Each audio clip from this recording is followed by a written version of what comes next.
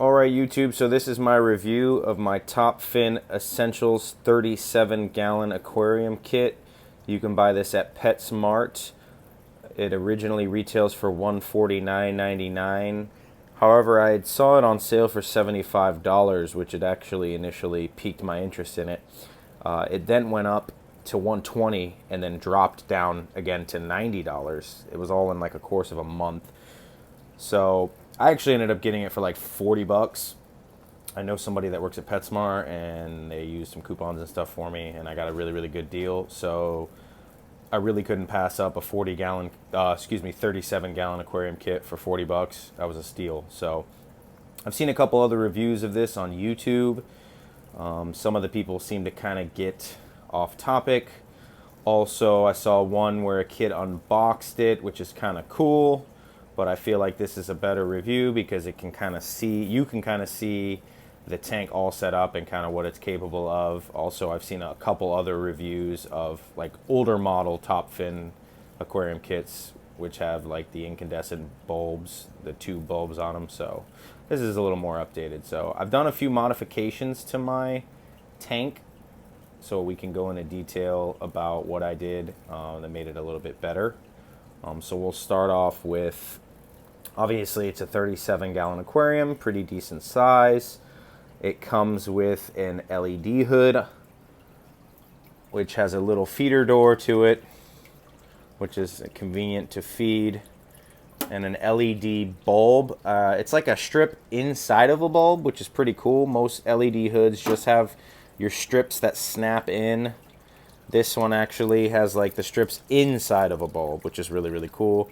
And you can remove those. There's a way to pop them out and get I'm assuming a replacement. If you need one, maybe reach out to Top Fin or somebody and get a replacement bulb for that. Works pretty well. Nice hood. It also comes with a 200-watt heater. Haven't really had any issues with it. Seems to be keeping the water at a steady temperature. If I need to replace it, eventually I will, but right now it seems to be doing the trick. The tank, or the kit should I say, comes with a Top Fin 40 Silent Stream filter. Hang on back. I only use it for about a week. It has a adjustable water flow here. It has a little indicator that tells you when you need to change your filter, or your cartridge should I say, and this little piece slides up and down depending on how deep you want the filter piece inside of your tank. So I decided to actually upgrade my filter to a Marineland Penguin 350. Hang on back. I really, really like this filter. It's rated for a 75-gallon tank, which is double what I've basically got here. I've done a little bit of research online, and there's a big consensus about people liking to have double filtration on their tanks, just help to keep their water clean. People might have other opinions on that, but I decided that's what I wanted to do. I got this thing for $23.99 on Chewy.com, which was a steal. So to upgrade the filter right now, when I was a little short on cash, this was the best bang for my buck. I had to modify the hood. You can see the original hood only came out about to right here, and then it probably extended to like this location. This obviously wasn't going to fit, so I just used a handsaw, cut it out, cut it over here, and then back. Little crooked, not the most beautiful job ever. Sanded it a little bit afterwards, but honestly, it works, and from back here, you really can't even tell it's crooked. So upgraded the filter on that. I've got 25 pounds of gravel in here. Right now, I know it's recommended to have a pound of gravel per gallon of water. Some places even recommend 1.5 pounds of gravel. So I'm a little under on the gravel. However, it's sloped right there. It seems to be doing the trick for right now. If I wanted to heavily plant the sides or the front with a little more decorations or whatever, maybe I'd dump some more gravel in. But for right now, 25 pounds seems to do the trick. I've got fake plants in here. In the corners, in the middle, I've got some real, they're type of Val, I believe, like Jungle Val. They were about $1 a shoot. They don't seem to be doing too well. They're just fairly recently planted. However, if they don't do too well, kind of die on me. I might switch it up to something different, or maybe just plant that area with fake plants. We'll see. I love real plants. They do great for the water conditions. I'm no expert on aquatic plants. I'm kind of new to that. So my only beef with plants is sometimes they bring pest snails. So that can always be an issue. I have assassin snails in there though. They're hiding, but if there's an issue with that, then those guys will hopefully take care of it. Also, I forgot to mention the kit comes with a little suction cup thermometer. Nothing fancy, does what it needs to do. I also have one on the other side. I just had it lying around. It's from Petco. It's magnetic, couple bucks. I really, really like it because my problem with a lot of the suction cup thermometers, personal experience, after a while, they kind of just lose suction. So we'll see if this one continues to do a job or not. Look at my angelfish Goliath in there, hanging out, wanting some food. He's always hungry, even though I feed him. He's a little monster. This tank's fairly new. I've had it a couple weeks. I know some people that do fishless cycles, and they say it's harmful to the fish to have them in the tank when it's new. However, I've done a little research on cycling tanks, and I'm doing very, very frequent water changes. I'm not overfeeding. I actually bought this. I work at a pet store. I bought this lava rock from our tanks, so that had some bacteria built up on it already. And I cut a piece of our filter cartridge, our filter floss, and stuck it in my filter. So I had a little bit of beneficial bacteria starting, and also I use stability, Chem stability, as the directions recommended for the first week. So Elias seems to be doing fine. I'm monitoring him for signs of stress. He's not breathing very heavy, so he looks to be doing okay. I know I should be testing the water conditions, but I've had a few aquariums, so I kind of know what to look for. Eventually I'll get some strips and test it more frequently, but for right now, Goliath's doing fine, so tank's crystal clear. I bought this little rock from a local fish store, kind of cool.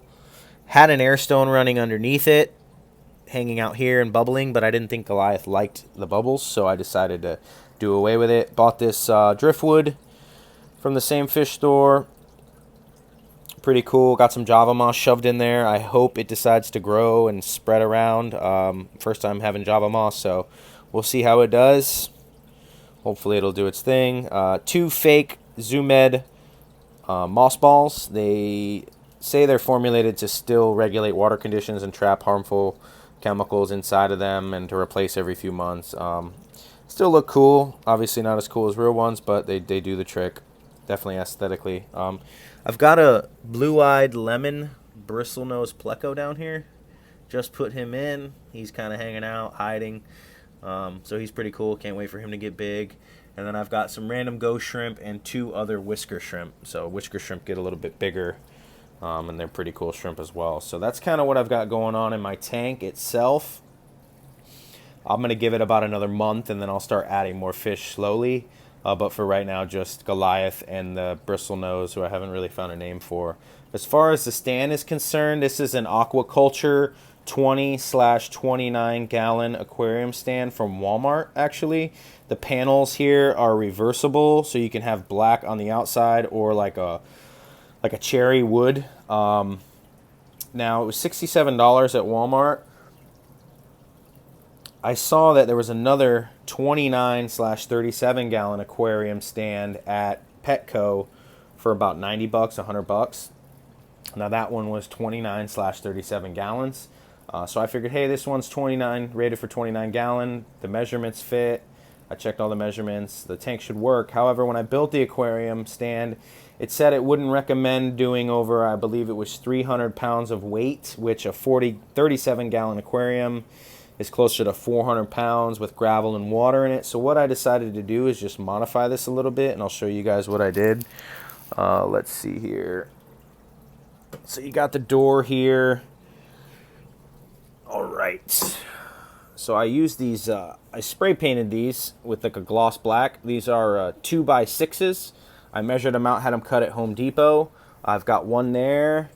I've got one there kind of to support the weight of the aquarium. I drilled some pilot holes from the top and the bottom, up from the bottom, and put 1.5-inch wood screws. So those things are secured. Also, I put a back on the aquarium. This actually was all open.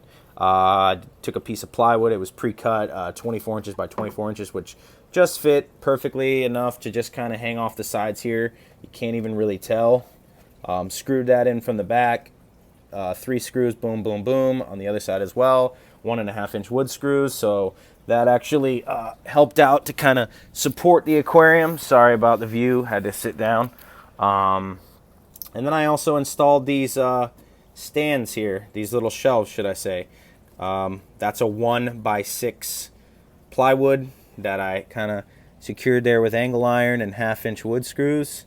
And it ended up being really nice because now I can kind of keep all my aquarium supplies in here on the shelves. Got the food. I've got a battery-powered air pump. I'll get into a little more detail about that. And I also installed a power strip. You kind of can't see it because it's black, but $7 at Office Depot.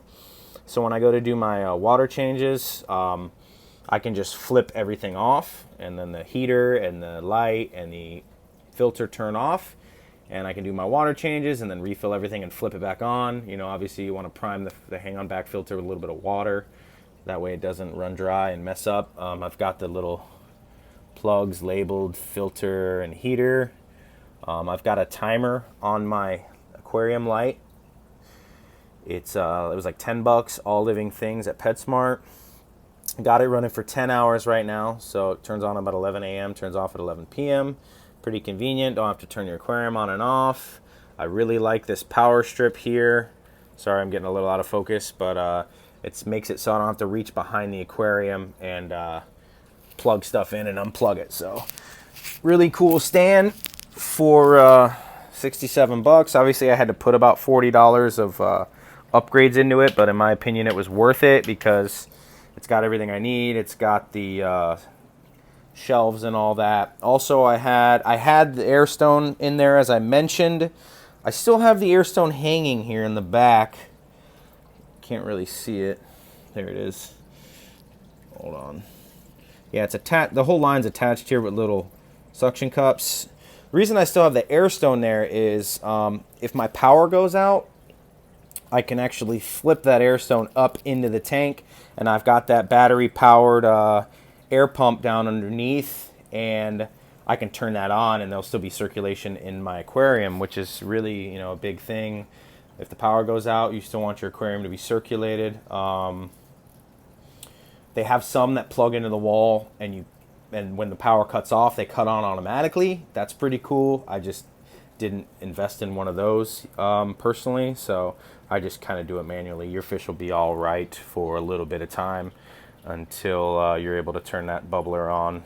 So that is my review on the Top Fin 37-gallon Essentials Aquarium Kit. Pretty pleased with it. I'm enjoying it. Can't wait to add some more fish in it. If you guys have any questions, you know, leave some questions in the comment, like, subscribe. I might try to continuously post some fish videos as time goes on, maybe updates on the aquarium. I work at a fish store, so maybe do some cool fish videos inside of the store.